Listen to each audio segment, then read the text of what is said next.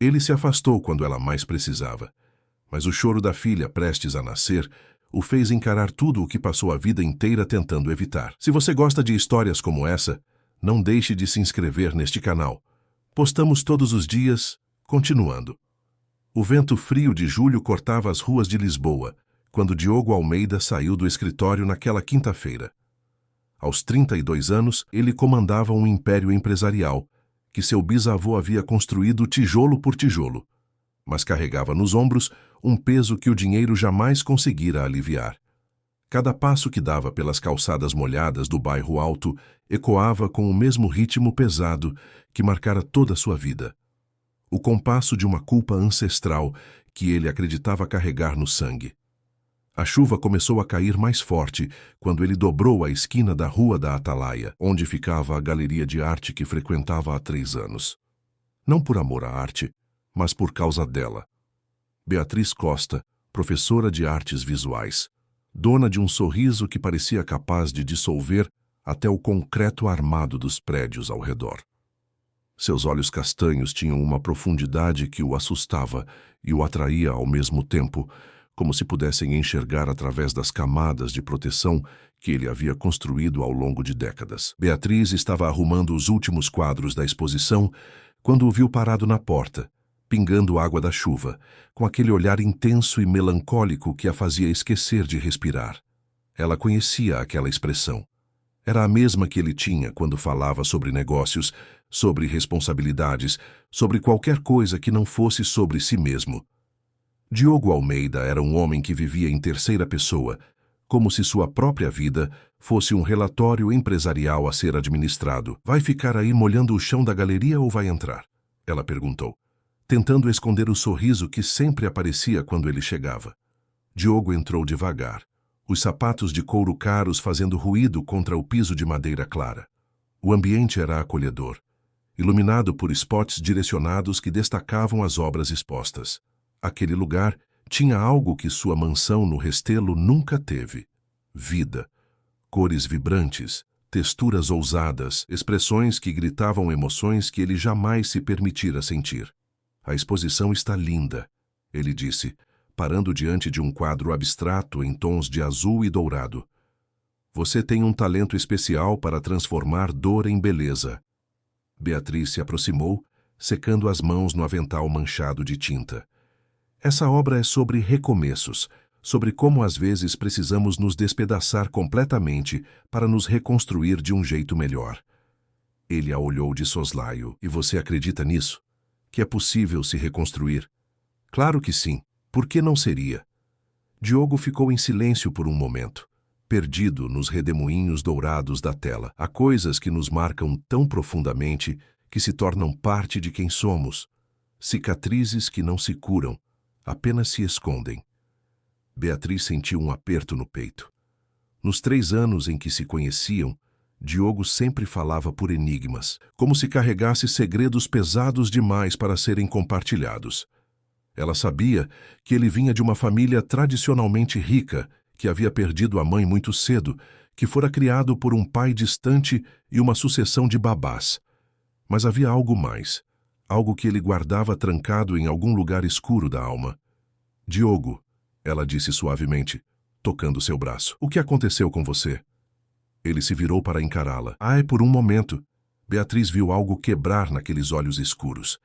Era como se uma parede estivesse desmoronando, revelando um menino ferido que ele mantinha escondido há décadas. "Minha mãe morreu quando eu nasci", ele disse, a voz áspera. "E minha avó também. Morreu no parto quando meu pai nasceu. É uma maldição da nossa família, Beatriz. As mulheres que se casam com os homens Almeida, elas morrem dando à luz." Beatriz sentiu o mundo parar ao seu redor. "Diogo, meu pai me contou quando eu completei 18 anos. Disse que era minha responsabilidade saber para que eu pudesse proteger qualquer mulher que viesse a amar." Ele riu amargamente. Proteção. Como se o amor pudesse ser controlado, dosado, mantido à distância segura. Mas isso é... Beatriz lutou para encontrar as palavras certas. Isso é apenas uma coincidência terrível. 2 mulheres, 2 tragédias separadas por uma geração. 3 mulheres, Diogo a corrigiu. Minha bisavó também. Sempre foi assim na nossa família. Por isso meu pai nunca se casou novamente. Por isso meu avô ficou viúvo aos 25 anos e morreu sozinho. Por isso você o quê? Diogo se afastou dela, caminhando até a janela que dava para a rua. A chuva havia parado, mas o céu continuava nublado, cinzento como os pensamentos que turvavam sua mente. Por isso eu nunca deveria ter me aproximado de você. As palavras saíram como um sussurro, mas Beatriz as ouviu claramente. Sentiu como se alguém tivesse arrancado o ar dos seus pulmões. Diogo, olha para mim. Ele não se virou. Olha para mim, ela repetiu, mais firme. Quando ele finalmente a encarou, Beatriz viu lágrimas que ele se recusava a derramar. Você não entende, Beatriz. Eu te amo. Te amo tanto que dói fisicamente. Mas se algum dia você engravidar, se algum dia você quiser ter filhos... Ele balançou a cabeça. Eu não posso carregar mais uma morte na consciência. Beatriz se aproximou dele devagar, como quem se aproxima de um animal ferido. Diogo, meu amor, você não é responsável pela morte da sua mãe, nem da sua avó, nem de ninguém. Você não entende, ele disse, se afastando novamente. É uma maldição, é real, é medo. Beatriz o interrompeu. É medo transformado em crença. É dor transformada em prisão. Diogo fechou os olhos como se as palavras dela fossem golpes físicos. Você não sabe do que está falando. Eu sei exatamente do que estou falando. Trabalho com arte, Diogo. Trabalho com expressão, com emoção, com a forma como as pessoas transformam trauma em narrativa, e você transformou a morte da sua mãe numa história de terror que te impede de viver. Não é uma história, ele explodiu, se virando para ela com os olhos flamejantes. É a realidade da minha família. É o peso que eu carrego todo santo dia. É a razão pela qual eu acordo todas as manhãs sabendo que não posso me dar ao luxo de... Do quê? De ser feliz? De ter uma família? De viver? Beatriz estava chorando agora. Lágrimas silenciosas que desciam pelo rosto enquanto ela o observava se despedaçar diante dos seus olhos. Eu não posso te colocar em risco, ele disse, a voz quebrada. Não posso. E quem disse que isso é escolha sua? A pergunta ficou suspensa no ar entre eles, como uma ponte que nenhum dos dois sabia se devia atravessar. Beatriz secou as lágrimas com as costas da mão, deixando uma mancha de tinta seca no rosto. Diogo, você já pensou na possibilidade de estar errado? De que talvez a medicina tenha evoluído desde a época da sua bisavó? De que talvez existam explicações médicas para o que aconteceu? Já pesquisei, ele disse baixinho. Li tudo o que pude encontrar. Algumas famílias realmente têm predisposições genéticas para complicações obstétricas. Algumas mulheres são mais propensas a... Algumas mulheres, não todas. E predisposição não é sentença de morte. Diogo se sentou numa das poltronas da galeria, colocando o rosto nas mãos. Você não entende o peso que é acordar todos os dias sabendo que sua existência custou a vida da pessoa mais importante para o seu pai. Viver sabendo que ele olha para você e vê a mulher que perdeu. Beatriz se ajoelhou diante dele, colocando as mãos sobre as dele. Seu pai te disse isso? Não precisava dizer. Eu via nos olhos dele. Ainda vejo. Diogo, você tem certeza de que não está projetando sua própria culpa na reação dele? Ele levantou o rosto para olhá-la. Do que você está falando? Estou falando sobre um menino que cresceu, se culpando por algo que estava completamente fora do seu controle. Um menino que transformou uma tragédia em identidade e que agora, como homem, usa essa identidade para se proteger de qualquer possibilidade de perda. Diogo ficou em silêncio, por um longo momento, processando as palavras dela. Lá fora, o sol começava a aparecer entre as nuvens, criando jogos de luz e sombra na galeria. E se você estiver errada? Ele perguntou finalmente. E se a maldição for real? E se eu te perder? Beatriz segurou o rosto dele entre as mãos, forçando-o a encará-la. E se eu estiver certa? E se você estiver desperdiçando a única vida que tem por causa de um medo infundado? E se estivermos desperdiçando a chance de sermos felizes juntos? Diogo fechou os olhos, sentindo o toque dela como uma âncora no meio da tempestade que sempre carregara dentro de si. Hoje eu tenho tanto medo, Beatriz, tanto medo. Eu sei, mas o medo não pode governar nossa vida para sempre. Quando ele abriu os olhos novamente, havia algo diferente neles. Não era alívio, não era cura, mas era esperança. Uma esperança frágil, do tamanho de um fio de cabelo, mas real. Se eu pedisse para você se casar comigo, ele disse devagar. Sabendo de tudo isso, sabendo do risco, Diogo Almeida, Beatriz o interrompeu, sorrindo através das lágrimas. Você está me pedindo em casamento no meio de uma crise existencial? Ele riu pela primeira vez em semanas. Acho que sim. Então, a resposta é sim. Mas com uma condição. Qual? Você promete que vai lutar contra esse medo comigo, que não vai deixar ele decidir nosso futuro, que se em algum momento a vida nos der a oportunidade de ter uma família, você vai confiar na medicina, em mim e na possibilidade de que às vezes as coisas podem dar certo. Diogo hesitou. Era mais difícil prometer isso do que qualquer contrato que já havia assinado em sua carreira. Eu prometo que vou tentar. É o suficiente para começar. Eles se casaram 6 meses depois, numa cerimônia íntima no jardim da Galeria de Arte. Beatriz usou um vestido que ela mesma havia pintado, com flores abstratas em tons de azul e dourado que mudavam de cor conforme a luz. Diogo chorou durante os votos, algo que surpreendeu a todos os presentes, incluindo ele mesmo. Os primeiros anos de casamento foram os mais felizes da vida de Diogo. Beatriz trouxe cor para sua mansão sombria. Preencheu os corredores silenciosos com risadas e conversas até tarde da noite. Ela converteu um dos quartos em ateliê e cobriu as paredes brancas com telas vibrantes que contavam a história de uma mulher que amava um homem assombrado por fantasmas. Diogo aprendeu a rir novamente, a ver beleza nas pequenas coisas, a acordar todos os dias ansioso para descobrir que nova surpresa Beatriz havia preparado. Ela tinha uma forma única de enxergar o mundo, encontrando magia em situações cotidianas e transformando momentos simples em memórias preciosas.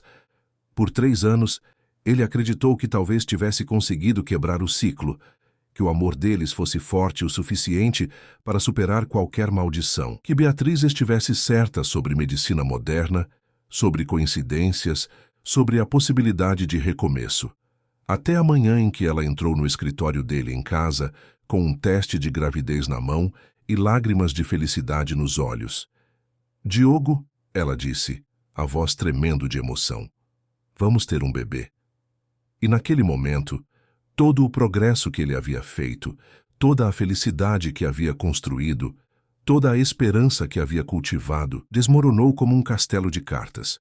O medo voltou com força total, trazendo consigo todas as vozes dos mortos que ele carregava na memória. Sua mãe, sua avó, sua bisavó, todas mortas no parto. E agora Beatriz. Diogo? Ela chamou, se aproximando dele com cuidado. Meu amor, você está bem? Ele não conseguia se mover. Não conseguia respirar. Não conseguia fazer nada, além de olhar para aquele teste e ver nele uma sentença de morte. A maldição havia voltado para cobrar seu preço. O silêncio que se seguiu ao anúncio da gravidez foi tão profundo que Beatriz podia ouvir o próprio coração batendo descompassado no peito.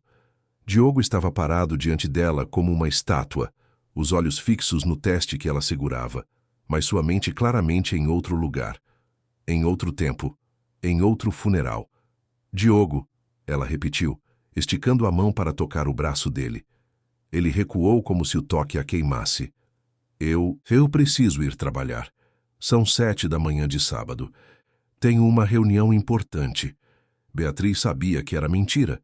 Diogo nunca mentia para ela sobre trabalho. Ele podia omitir seus sentimentos, suas preocupações, seus medos, mas nunca inventava compromissos profissionais. Tudo bem, ela disse devagar, guardando o teste no bolso do roupão. Vamos conversar quando você voltar. Então, Diogo assentiu sem olhá-la e saiu do escritório como se estivesse fugindo de um incêndio. Beatriz ficou ali parada por longos minutos, ouvindo o barulho do carro dele saindo da garagem, sentindo algo gelado se instalando no estômago que não tinha nada a ver com os enjoos matinais que havia começado a sentir. Ela sabia que essa reação viria. Havia se preparado para isso durante os 3 anos de casamento, repassando mentalmente como lidariam com a notícia de uma gravidez quando chegasse a hora. Mas nunca imaginou que seria assim. Nunca imaginou que Diogo simplesmente desapareceria. Diogo dirigiu sem destino pelas ruas vazias de Lisboa, deixando que o piloto automático o levasse por lugares familiares, enquanto sua mente se perdia num labirinto de memórias que preferia manter trancadas. Acabou parando no cemitério dos Prazeres, onde sua mãe estava enterrada. Não havia visitado o túmulo em mais de 5 anos, mas seus pés o levaram automaticamente até a lápide de mármore branco com o nome Isabel Almeida, gravado em letras douradas. "Oi, mãe", ele sussurrou, ajoelhando-se na grama úmida. "Eu sei que faz tempo. Eu tentei ficar longe porque doía demais. Mas agora..." A voz falhou. "Agora eu preciso de você." O vento balançava as árvores ao redor, criando uma sinfonia sussurrante que parecia quase uma resposta. Diogo fechou os olhos e se permitiu lembrar do pouco que sabia sobre Isabel. Tinha apenas 2 fotografias dela. Uma do casamento com seu pai, onde ela sorria radiante num vestido de renda, e outra em que ela estava grávida, as mãos acariciando a barriga proeminente, os olhos brilhando de felicidade antecipada. "Papai me disse que você estava tão animada para me conhecer", ele murmurou, traçando as letras do nome dela com o dedo. "Que você já havia escolhido meu nome, decorado o quarto, comprado roupinhas, que você morreu feliz porque conseguiu me dar à luz antes de..." Ele engoliu em seco.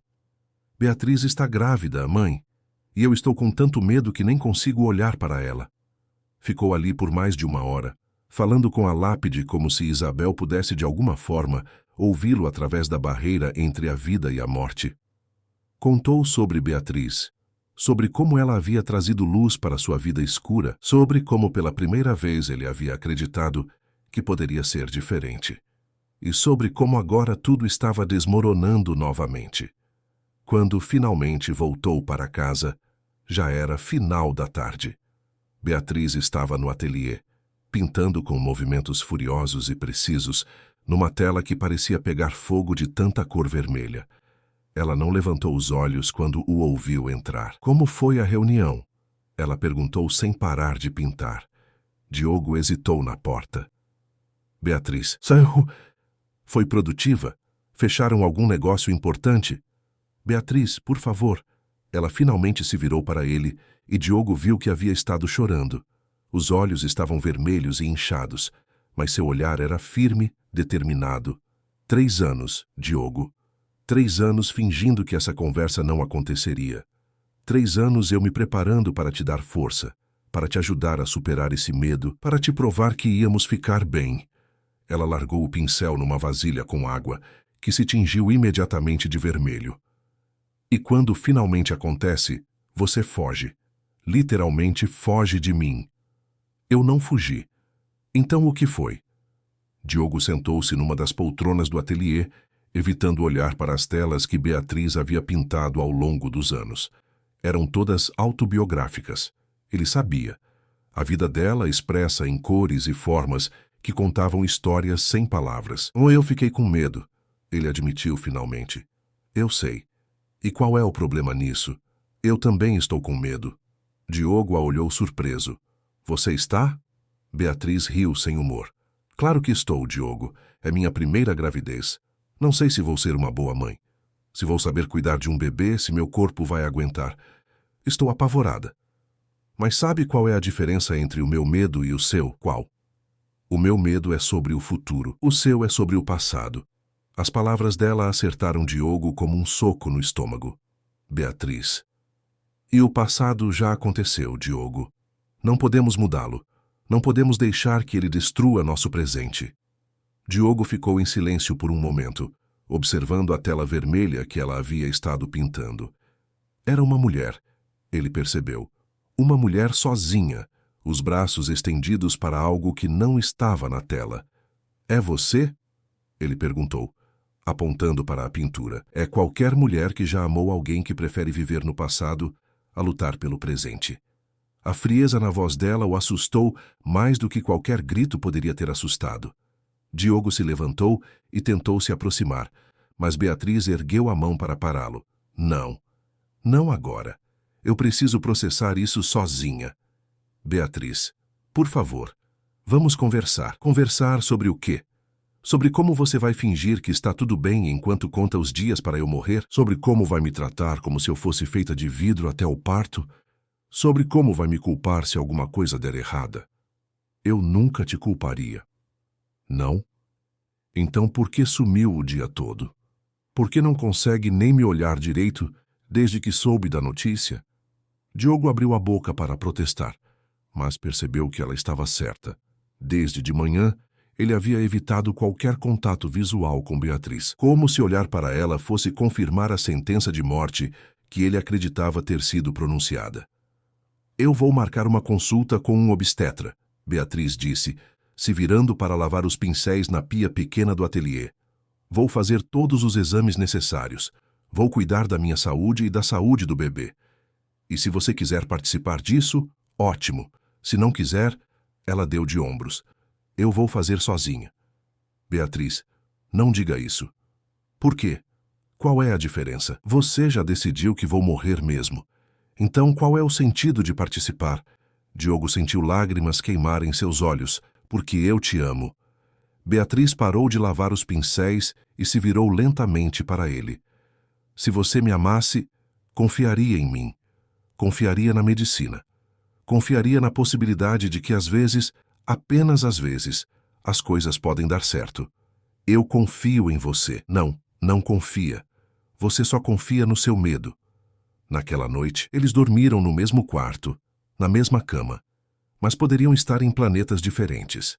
Diogo ficou acordado até tarde, ouvindo a respiração de Beatriz, querendo tocar sua barriga onde o bebê estava crescendo, mas se sentindo paralisado pelo terror de que cada carinho pudesse ser uma despedida antecipada. Beatriz também não dormiu. Fingiu estar dormindo para não ter que enfrentar mais uma conversa circular sobre medos e maldições. Pela primeira vez desde que se conheceram, ela questionou se havia feito a escolha certa ao se casar com Diogo.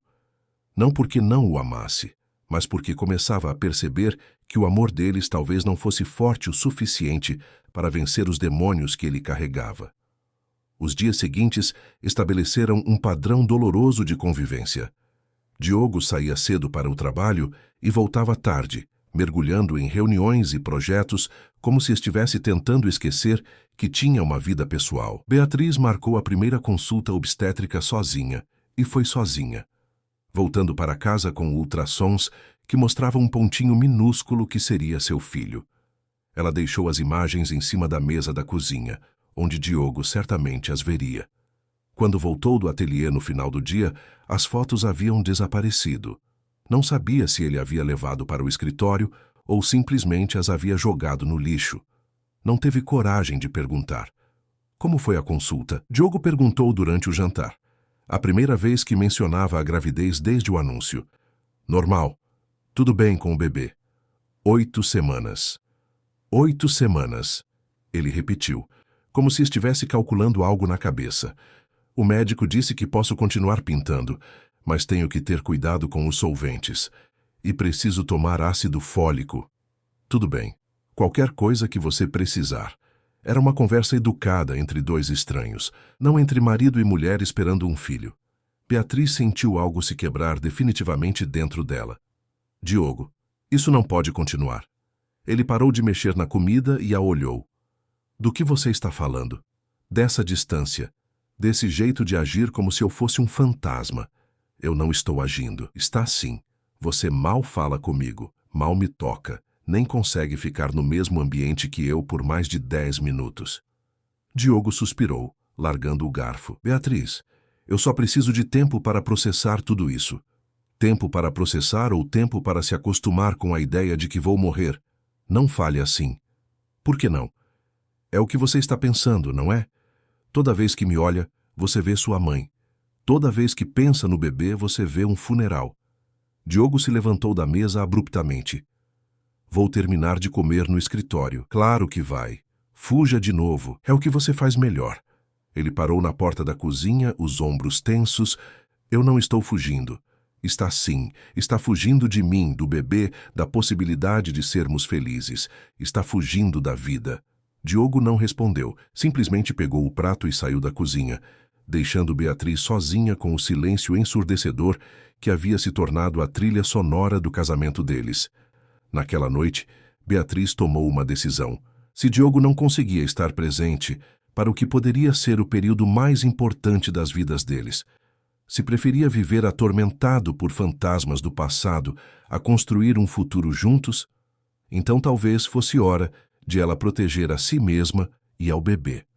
Ela passou a madrugada inteira escrevendo uma carta, não uma carta de despedida, mas de proteção, uma carta explicando que precisava de espaço para viver essa gravidez sem o peso do medo constante dele, que precisava estar em um ambiente onde pudesse ser feliz com a chegada do bebê, ao invés de viver na expectativa constante de tragédia.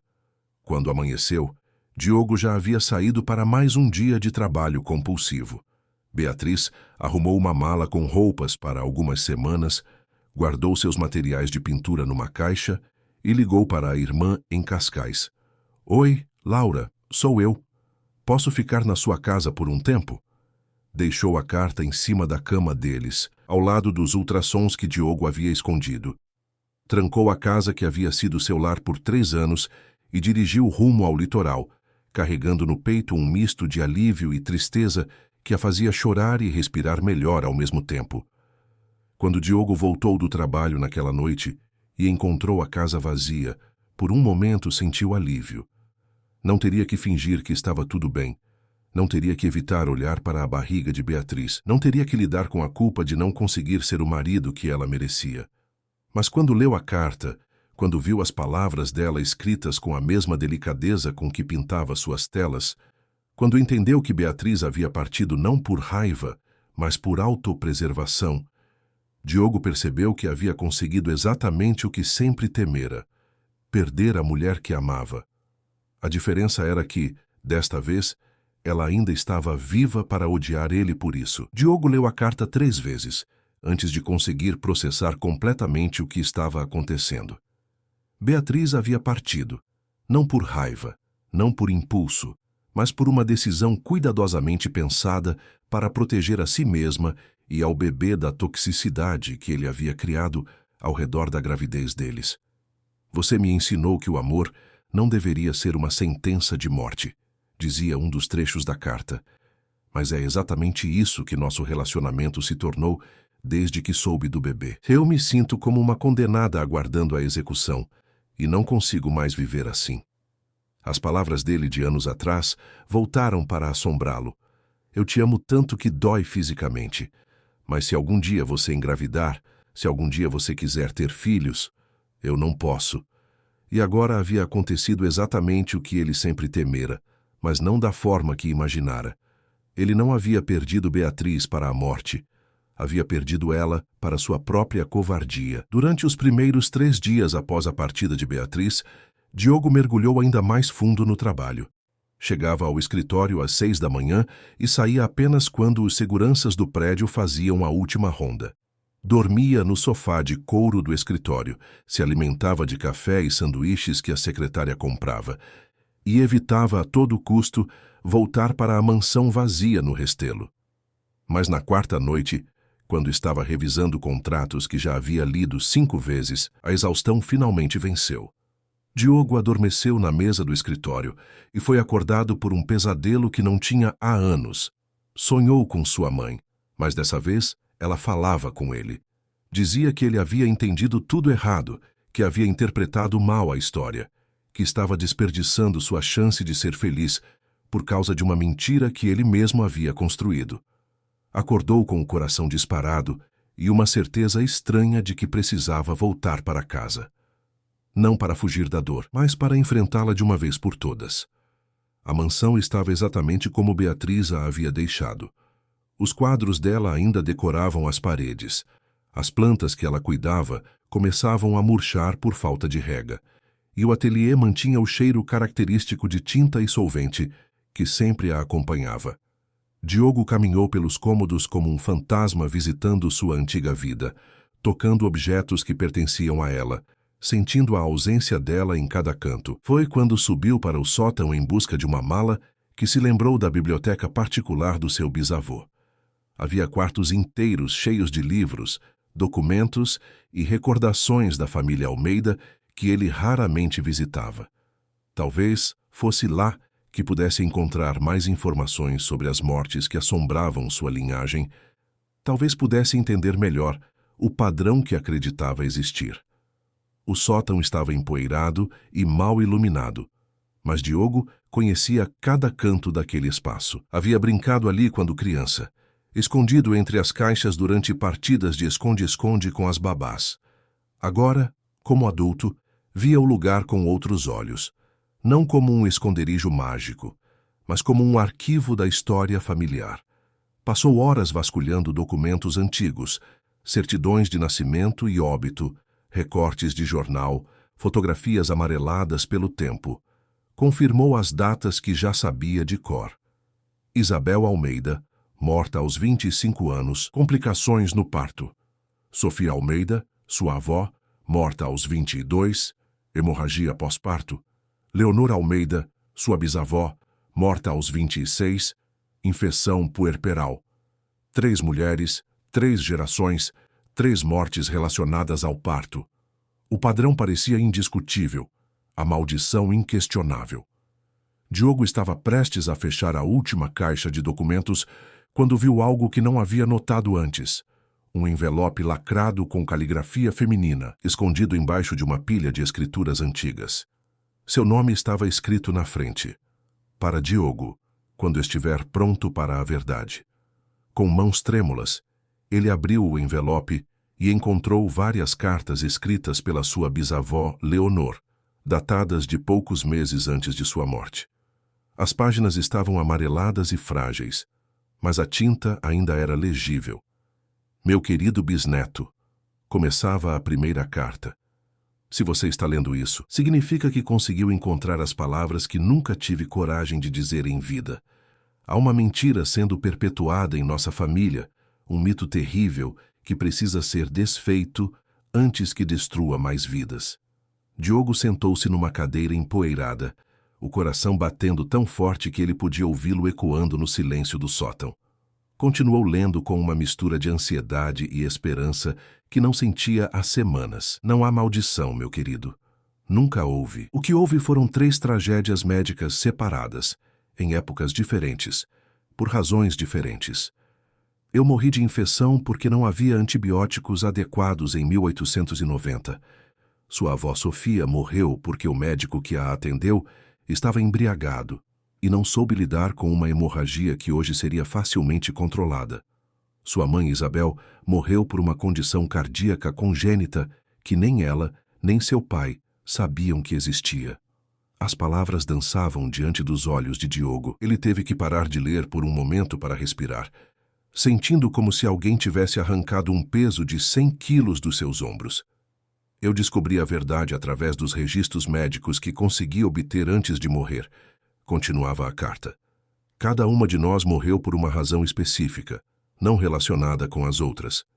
Mas seu bisavô, meu marido querido, não conseguiu aceitar que minha morte foi apenas má sorte. Ele precisava de uma explicação maior, algo que desse sentido à dor que sentia. E assim nasceu a história da maldição. Diogo passou para a segunda carta, suas mãos tremendo tanto que era difícil segurar o papel. Tentei convencer meu filho, seu avô, de que não havia padrão hereditário. Trouxe médicos para explicar. Mostrei os registros que havia coletado, mas a dor da perda da mãe havia se transformado em algo maior na mente dele. A maldição se tornou uma forma de honrar nossa memória, de transformar tragédia em narrativa épica. Ele preferiu acreditar que éramos mártires de um destino cruel do que vítimas de circunstâncias médicas. Na terceira carta, Leonor se dirigia diretamente a Diogo.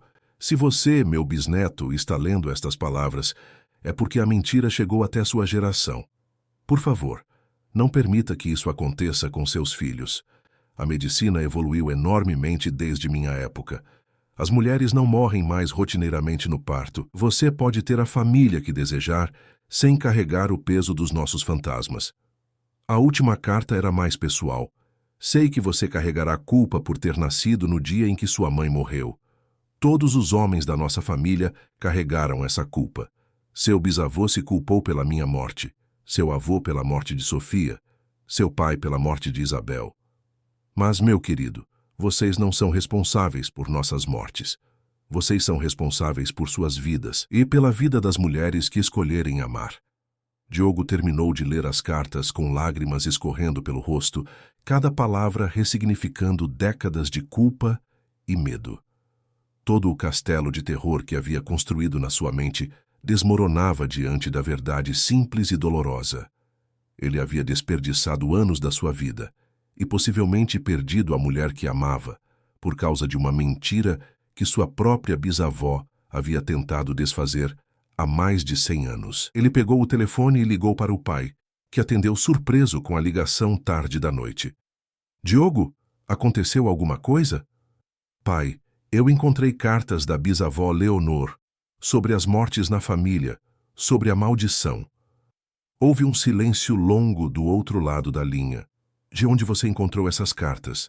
No sótão. Ela explica tudo, pai. Não há maldição. Nunca houve. Foram apenas coincidências terríveis. Outro silêncio, ainda mais longo. Quando Fernando Almeida finalmente falou, sua voz estava carregada de uma tristeza profunda. Eu sei, filho. Você sabe. Sempre soube. Sua avó também sabia. Encontramos essas cartas anos atrás. Diogo sentiu o mundo girar ao seu redor. E por que nunca me contaram? Porque era mais fácil acreditar na maldição do que aceitar que sua mãe morreu por puro azar. Era mais fácil ter algo para culpar do que aceitar que às vezes coisas ruins simplesmente acontecem sem razão. Mas, pai, e por quê? Fernando o interrompeu, a voz quebrada. Era mais fácil ter você me odiando por perpetuar uma mentira do que te vendo partir para construir uma família que eu nunca tive coragem de ter novamente. Diogo chorou como não chorava desde criança, liberando décadas de culpa, medo e ressentimento que havia carregado no peito. Chorou pela mãe que nunca conheceu, pelo pai que havia vivido prisioneiro da própria dor, por si mesmo e pelos anos desperdiçados, e especialmente por Beatriz, que havia partido porque ele não conseguira superar fantasmas que nem mesmo existiam. Beatriz está grávida, pai, ele disse entre soluços. E você está com medo. Estava. Estou. Mas não do que você pensa. Diogo secou as lágrimas com as costas da mão. Estou com medo de ter perdido ela para sempre, de ter arruinado tudo por causa de uma mentira. Então vá buscá-la, Fernando disse suavemente. Conte a verdade para ela. Mostre as cartas. Lute pela sua família, filho. Lute pela felicidade que eu nunca tive coragem de buscar. E se for tarde demais? Então, pelo menos você tentou. É mais do que eu fiz. Diogo desligou o telefone e ficou sentado no sótão empoeirado até o sol nascer, relendo as cartas da bisavó e planejando como reconquistar a mulher que amava. Pela primeira vez em semanas, ele tinha esperança.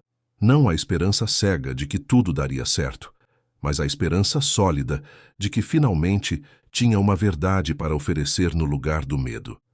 Ele passaria o restante da vida tentando compensar os meses de silêncio e ausência. Começaria naquele mesmo dia, dirigindo até Cascais para dizer a Beatriz que havia encontrado a cura para a maldição que nunca existiu, a coragem de escolher o amor ao invés do medo. As cartas da bisavó Leonor estavam cuidadosamente guardadas numa pasta, junto com os registros médicos que ela havia coletado há mais de um século. Diogo levaria tudo para Beatriz, não como prova de que estava certo, mas como pedido de desculpas por ter estado tão errado por tanto tempo. A verdade, finalmente, o libertara. Agora precisava descobrir se ainda havia tempo para libertar também o amor deles. A viagem de Lisboa até Cascais nunca havia parecido tão longa. Diogo dirigiu pela A5 com as cartas da bisavó no banco do passageiro, ensaiando mentalmente as palavras que diria para Beatriz. Como explicar 3 semanas de silêncio? Como pedir perdão por ter escolhido fantasmas mortos ao invés da mulher viva que carregava seu filho? Como convencê-la de que havia mudado quando ele mesmo ainda estava processando a enormidade da descoberta? O apartamento da irmã de Beatriz ficava numa rua tranquila, próxima à praia, numa dessas construções dos anos 80 que resistiam ao tempo com dignidade. Diogo estacionou do outro lado da rua e ficou observando as janelas, tentando identificar qual seria o quarto onde Beatriz estava hospedada. Imaginou-a pintando na varanda com vista para o mar, ou lendo um livro sobre gravidez na poltrona da sala, ou simplesmente existindo em paz, longe da toxicidade que ele havia criado. Respirou fundo e atravessou a rua, carregando a pasta com os documentos como se fosse uma oferta de paz. Tocou a campainha e esperou, o coração batendo descompassadamente no peito.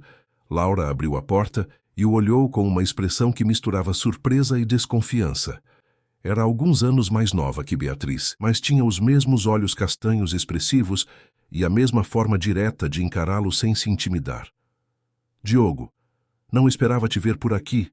Oi, Laura. Sei que é uma surpresa. Eu gostaria de falar com Beatriz, se possível.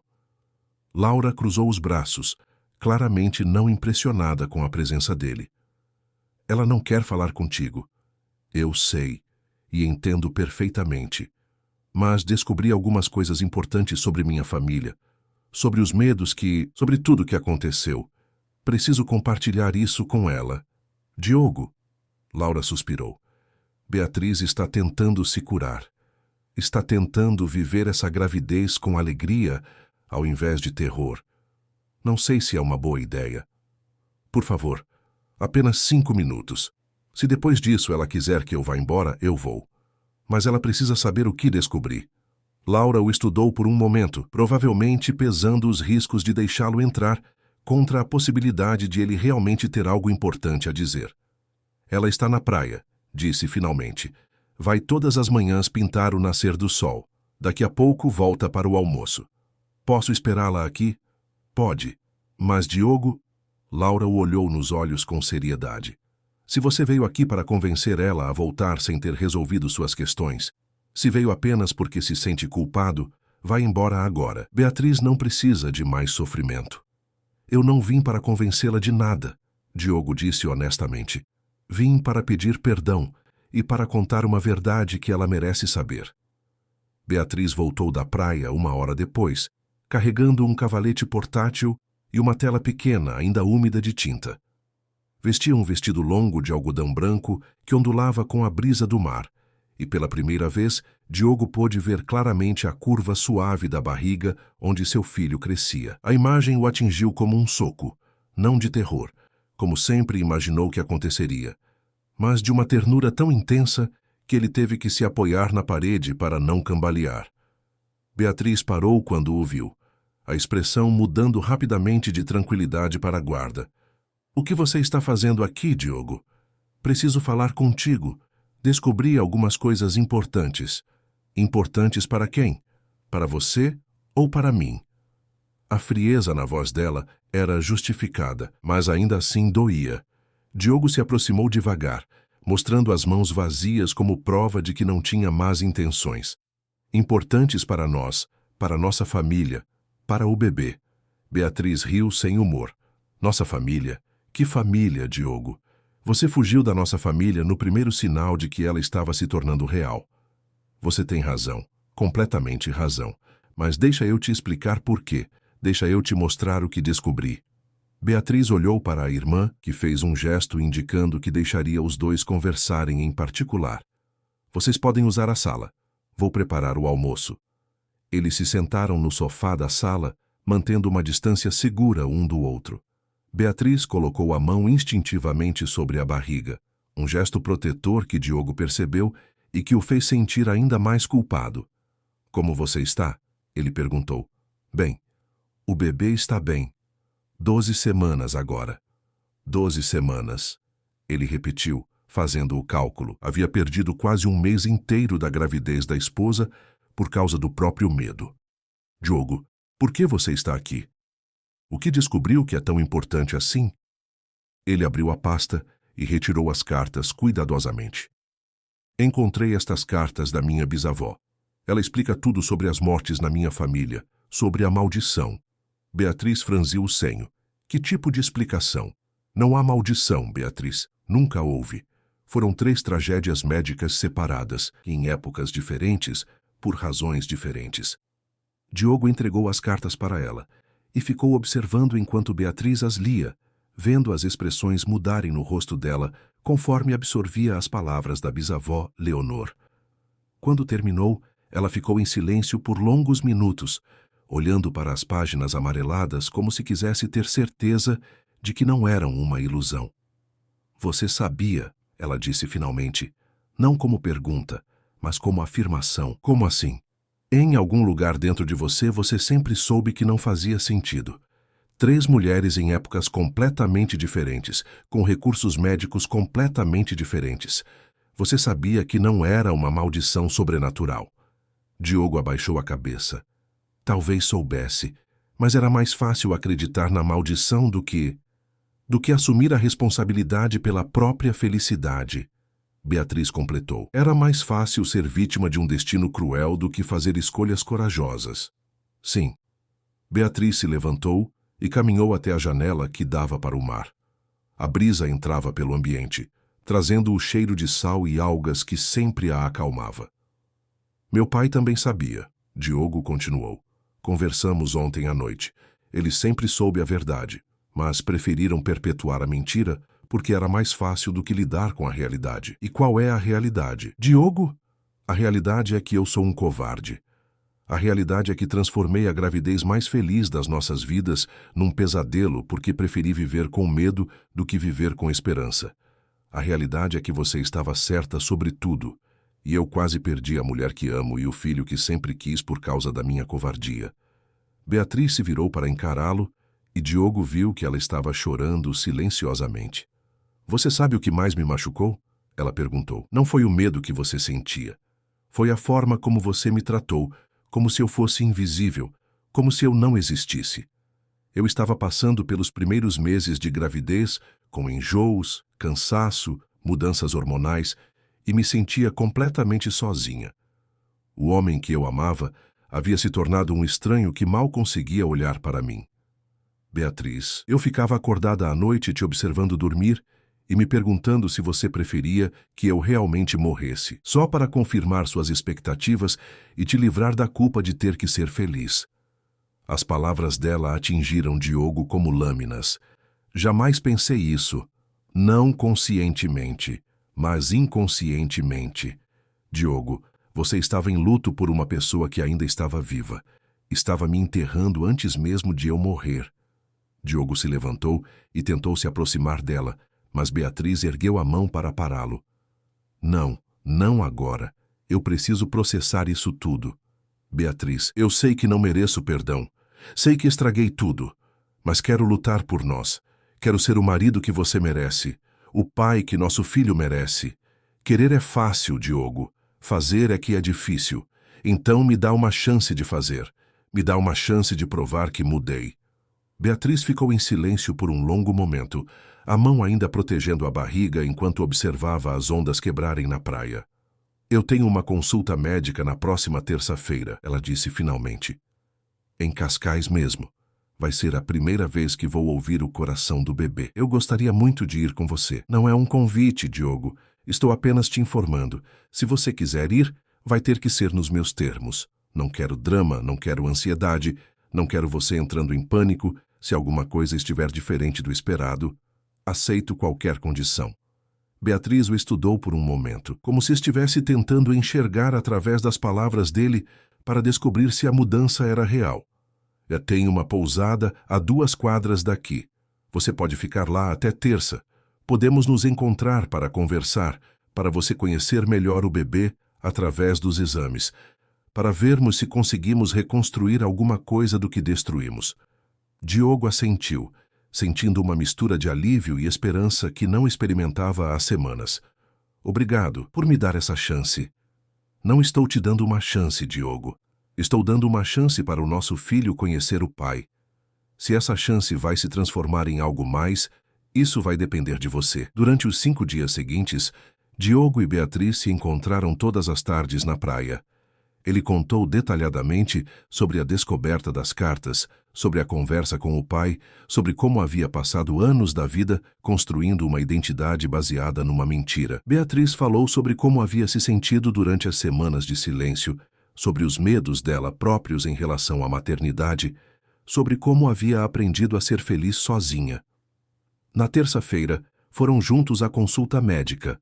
Dr. Ricardo Silva era um obstetra experiente, na faixa dos 50 anos, que recebeu Diogo com cordialidade profissional, mas sem esconder que sabia da situação do casal. Como está se sentindo, Beatriz? Ele perguntou, ignorando completamente a presença de Diogo. Bem, os enjoos diminuíram bastante.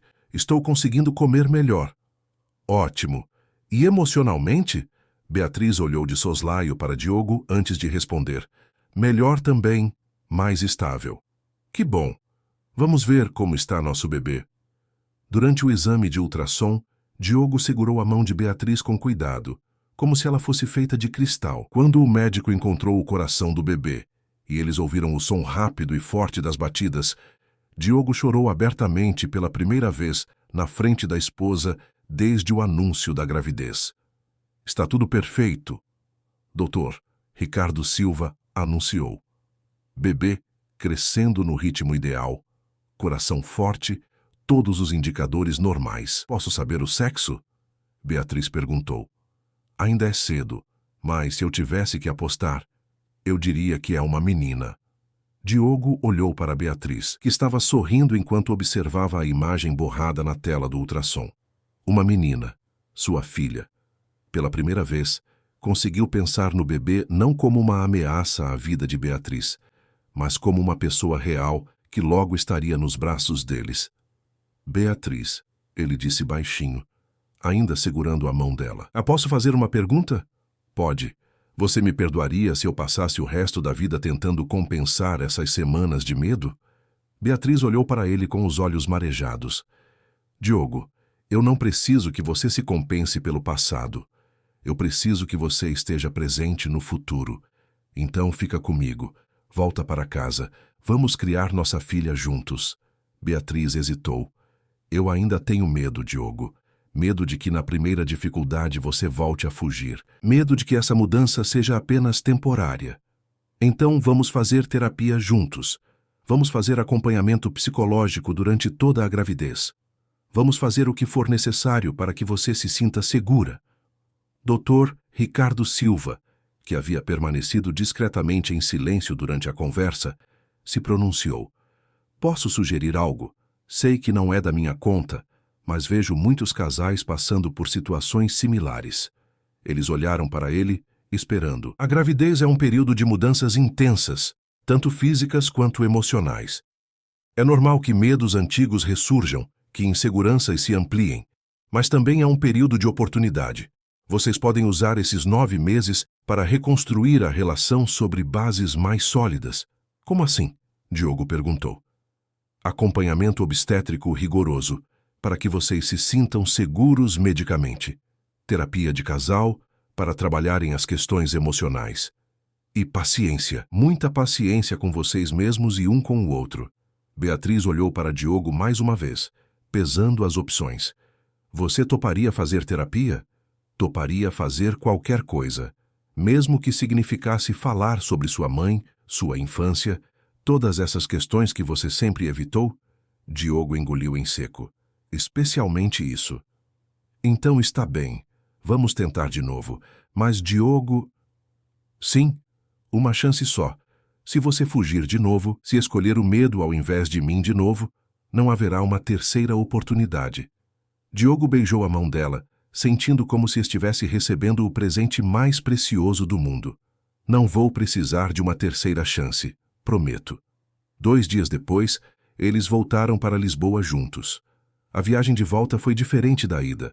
Conversaram durante todo o percurso, planejando mudanças na casa, discutindo nomes para a bebê, fazendo planos para o futuro que incluíam terapia, aulas de preparação para o parto e uma reforma no quarto que seria do bebê.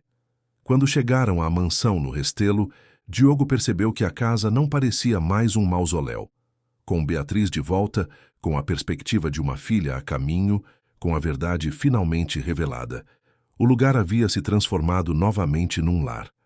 Naquela noite, pela primeira vez em semanas, eles dormiram abraçados. Diogo colocou a mão na barriga de Beatriz e sussurrou um pedido de desculpas para a filha que ainda estava crescendo, prometendo que seria um pai presente, corajoso e apaixonado.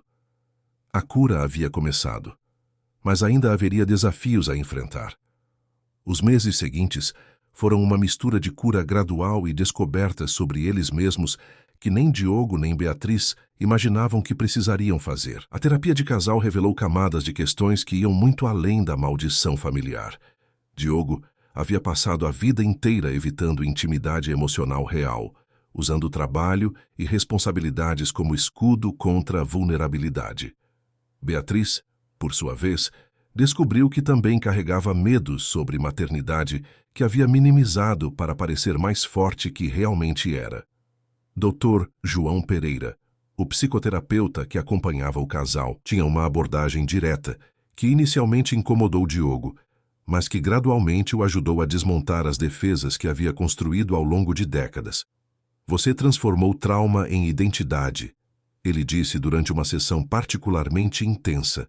A dor da perda da sua mãe se tornou quem você é, ao invés de algo que aconteceu com você.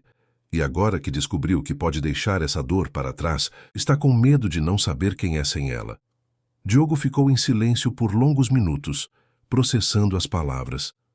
É como se eu não soubesse como ser feliz sem me sentir culpado por isso. Exato. Você precisa aprender que felicidade não é traição à memória da sua mãe. É honra à vida que ela te deu. Beatriz, ao lado dele no sofá do consultório, segurou sua mão. Nos últimos 2 meses, ela havia aprendido a oferecer apoio sem assumir a responsabilidade de curá-lo, uma distinção importante que a terapia havia ensinado a ambos. E você, Beatriz? Dr. João Pereira se virou para ela. Descobriu que tem pavor de ser abandonada durante a gravidez, não apenas por causa do comportamento do Diogo, mas por causa da sua própria história familiar. Beatriz assentiu. Durante as sessões, havia relembrado como o pai a havia deixado quando ela tinha 8 anos, indo embora de casa sem explicações e aparecendo apenas esporadicamente durante a infância. A possibilidade de criar uma filha sozinha despertava terrores antigos que ela havia empurrado para o subconsciente. Estamos criando uma família sobre os escombros das nossas famílias de origem, ela disse. É assustador e libertador ao mesmo tempo. A gravidez progrediu sem maiores complicações médicas, mas não sem desafios emocionais. Diogo teve algumas crises de ansiedade quando Beatriz estava no final do 2º trimestre. Momentos em que todos os medos antigos retornavam como ondas gigantes. Mas agora ele tinha ferramentas para lidar com esses episódios. Ligava para o terapeuta, conversava abertamente com Beatriz sobre o que estava sentindo e, principalmente, não fugia. Beatriz também teve seus momentos difíceis. Houve uma madrugada no 6º mês em que acordou em pânico, convencida de que Diogo mudaria de ideia sobre ser pai quando a realidade da criança se tornasse mais concreta. Em vez de guardar esses medos para si mesma, como fazia antes, ela o acordou e conversaram até o amanhecer sobre inseguranças e esperanças. Às vezes tenho medo de não ser uma boa mãe, ela confessou, deitada no colo dele enquanto assistiam ao nascer do sol pela janela do quarto. Por quê? Porque não tive muito exemplo. Minha mãe foi ótima, mas criou 3 filhas praticamente sozinha depois que meu pai foi embora. Sempre vi ela exausta, estressada, sem tempo para si mesma. Tenho medo de me perder na maternidade. Diogo acariciou os cabelos dela. Você não vai se perder. E mesmo que aconteça por um tempo, eu vou estar aqui para te lembrar de quem você é. Promete? Prometo. E você promete que vai me dar uns tapas se eu começar a entrar em pânico quando chegar a hora do parto? Beatriz riu. Prometo que vou te dar tapas preventivos, mas só para garantir. No 7º mês, descobriram que o bebê era mesmo uma menina, confirmando a suspeita do Dr. Ricardo Silva. Escolheram o nome Clara, uma homenagem à mãe de Diogo, mas desta vez carregada de esperança ao invés de luto. Isabel deu a vida para me trazer ao mundo, Diogo disse quando sugeriram o nome. Clara vai receber vida de nós. É como se estivéssemos completando um círculo, mas de forma diferente. Diogo se envolveu completamente com os preparativos. Reformou o quarto do bebê pessoalmente, pintando as paredes de um tom suave de amarelo e instalando prateleiras para os livros que já havia começado a comprar. Beatriz pintou um mural numa das paredes, uma árvore genealógica abstrata, onde cada folha representava uma geração da família, mas desta vez crescendo em direção à luz, ao invés de se curvando sob o peso do passado. Ele também começou a cozinhar, algo que nunca havia feito na vida. Todas as tardes, voltava do trabalho mais cedo para preparar jantares elaborados para Beatriz, que estava com dificuldade para comer certas comidas por causa da gravidez. Descobriu que gostava da precisão que a culinária exigia, da forma como pequenos cuidados se transformavam em algo nutritivo e prazeroso. Você está virando um homem doméstico.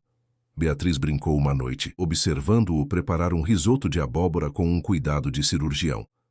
Estou virando um homem presente, ele corrigiu. É diferente. No 8º mês, Beatriz desenvolveu diabetes gestacional, uma condição que exigia monitoramento constante dos níveis de açúcar no sangue e mudanças na dieta. O diagnóstico trouxe de volta alguns dos medos antigos de Diogo, mas desta vez ele lidou com eles de forma completamente diferente. Vamos pesquisar tudo sobre diabetes gestacional, ele disse na volta da consulta médica, onde receberam o diagnóstico. Vamos conversar com especialistas, fazer um plano alimentar rigoroso, monitorar tudo o que for necessário. Diogo, você está bem com isso? Sei que qualquer complicação na gravidez deve despertar ansiedade. Claro que desperta. Mas ansiedade não é a mesma coisa que terror paralisante. Posso estar preocupado e ainda assim agir de forma construtiva. E foi exatamente isso que fizeram. Diogo contratou uma nutricionista especializada em gestação. Reorganizaram a despensa da casa para facilitar a nova dieta de Beatriz. E ele aprendeu a aplicar as injeções de insulina quando ela precisava. É engraçado. Beatriz comentou uma noite enquanto ele verificava os níveis de glicose dela. Meses atrás, você fugia quando eu mencionava a gravidez. Agora você está aqui me aplicando insulina sem piscar. É a diferença entre fugir do medo e enfrentar o medo, Diogo disse, anotando os números num caderninho que mantinha religiosamente atualizado. Fugir do medo te paralisa. Enfrentar o medo te capacita. A reta final da gravidez trouxe uma intimidade entre eles que nem os primeiros anos de casamento haviam proporcionado. Diogo frequentemente colocava a mão na barriga de Beatriz para sentir Clara se mexer. Conversava com a filha através da pele. Cantava músicas que inventava na hora. Beatriz pintou uma série de quadros documentando os últimos meses. Diogo dormindo com a mão na barriga dela. Os dois dançando devagar na sala, durante uma contração de treinamento, ele montando o berço com expressão de concentração absoluta. Você está documentando nossa cura. Ele observou, olhando os quadros alinhados no ateliê. Estou documentando nosso renascimento. Ela corrigiu. Todos nós estamos nascendo de novo. Você, eu, Clara, somos uma família completamente nova. O trabalho de parto começou numa terça-feira de manhã, 3 dias antes da data prevista. Beatriz acordou com contrações regulares e, em vez de entrar em pânico, acordou Diogo calmamente e disse: Acho que Clara decidiu que hoje é o dia. Diogo havia imaginado que entraria em desespero quando chegasse o momento, mas descobriu que estava surpreendentemente calmo. Todos os medos e ansiedades dos últimos meses haviam sido processados nas sessões de terapia, nas conversas noturnas, nos meses de preparação cuidadosa. Pronta? Ele perguntou, ajudando-a a se vestir. Pronta, ela respondeu, sorrindo mesmo, através de uma contração. O parto foi longo, mas sem complicações graves. Diogo permaneceu ao lado de Beatriz durante todo o processo, segurando sua mão, oferecendo água, aplicando massagens nas costas, sendo exatamente o parceiro que ela precisava. Quando as contrações se intensificaram e Beatriz começou a se cansar, ele sussurrou no ouvido dela as palavras que haviam se tornado o mantra deles. Somos mais fortes juntos do que separados. Mas no final do trabalho de parto, houve uma complicação. A pressão arterial de Beatriz subiu perigosamente durante o período expulsivo e a equipe médica teve que agir rapidamente para evitar riscos tanto para a mãe quanto para o bebê. Por alguns minutos eternos, Diogo se viu diante da possibilidade real de perder Beatriz. E todos os fantasmas familiares ameaçaram voltar. A diferença era que, desta vez, ele não estava sozinho com seus medos. Tinha uma equipe médica competente, tecnologia moderna e, principalmente, tinha desenvolvido recursos emocionais para enfrentar a crise ao invés de ser paralisado por ela. Dr. Mendes, ele se dirigiu ao obstetra. O que posso fazer para ajudar? Continue conversando com ela. Mantenha-a calma. Vamos fazer uma episiotomia para acelerar o nascimento e diminuir a pressão. Diogo segurou o rosto de Beatriz entre as mãos. Olha para mim, amor. Está quase terminando. Clara está quase aqui. Você é a mulher mais forte que eu conheço, e nós vamos sair disso juntos. Beatriz estava exausta e assustada, mas conseguiu focar no olhar dele. Promete que vai cuidar dela se alguma coisa acontecer comigo. Nada vai acontecer contigo, mas prometo que vou cuidar de vocês duas para o resto da vida. 15 minutos depois, Clara nasceu, 3,2 quilos de vida pura, gritando com força suficiente para encher o centro obstétrico inteiro. Beatriz estava bem. A pressão havia se normalizado e Diogo chorou como uma criança quando colocou a filha nos braços pela primeira vez.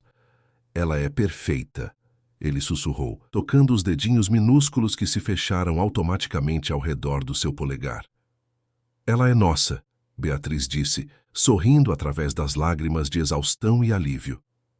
Naquela noite, enquanto Beatriz descansava e Clara dormia no berço ao lado da cama hospitalar, Diogo ligou para o pai. Pai, Clara nasceu. Ela está bem. Beatriz está bem. Nós estamos bem. Fernando Almeida chorou do outro lado da linha. A maldição acabou, filho. Não havia maldição, pai. Havia apenas pessoas que precisavam aprender a escolher amor ao invés de medo. 6 meses depois, Diogo estava no jardim da Galeria de Arte, onde havia conhecido Beatriz, segurando Clara enquanto observava a esposa pendurar quadros para uma exposição individual. A mostra se chamava Renascimento e contava a história visual da transformação deles, desde as telas escuras do período em que estavam separados até as cores vibrantes dos últimos meses de gravidez e primeiros meses de maternidade. Clara havia se tornado uma bebê tranquila e curiosa, com os olhos escuros do pai e o sorriso expressivo da mãe. Diogo descobriu que ser pai era simultaneamente mais assustador e mais natural do que jamais imaginara. Acordava durante as madrugadas para as mamadas sem reclamar, trocava fraldas com a mesma precisão que aplicava aos negócios e cantava canções de ninar que inventava misturando português e inglês numa melodia que só Clara parecia compreender. Você se transformou num pai completamente maluco, Beatriz disse, se aproximando dele no jardim. Eu me transformei num homem completo, ele corrigiu, beijando a testa de Clara. Demorei 32 anos, mas finalmente descobri que a vida não é uma sentença a ser cumprida. É uma bênção a ser vivida. Beatriz se encostou nele, observando as primeiras estrelas aparecerem no céu de Lisboa. Valeu a pena lutar por nós. Valeu a pena aprender a lutar, Diogo disse, a lutar pelo presente ao invés de fugir do passado. Clara fez um ruidinho baixinho no sono, e os dois sorriram, reconhecendo naquele som simples toda a música do futuro que haviam quase perdido por causa de fantasmas que nem existiam. 3 anos depois, quando Beatriz engravidou novamente, Diogo sentiu um momento breve de ansiedade ancestral. Mas desta vez, ao invés de fugir ou se paralisar, ele abraçou Beatriz e disse: "Vamos ter outro milagre." E tiveram. Um menino desta vez, que recebeu o nome de Pedro e nasceu sem complicações numa manhã ensolarada de primavera. Clara, então com 3 anos e meio, segurou o irmãozinho com cuidado de gente grande e declarou que iria protegê-lo para sempre. Diogo olhou para a família que havia criado, Beatriz radiante mesmo após o parto, Clara cantarolando uma música para o irmão, Pedro dormindo tranquilamente nos braços da mãe e percebeu que havia descoberto o segredo que gerações da sua família nunca souberam. Não somos prisioneiros do passado, somos autores do futuro. E às vezes, quando temos coragem suficiente para escolher o amor ao invés do medo, podemos escrever finais felizes, mesmo para histórias que começaram com tragédia. A maldição dos Almeida havia terminado não porque foi quebrada, mas porque foi compreendida. Nunca havia existido. O que sempre existiu foi a possibilidade de escolha, e Diogo havia finalmente aprendido a escolher a vida.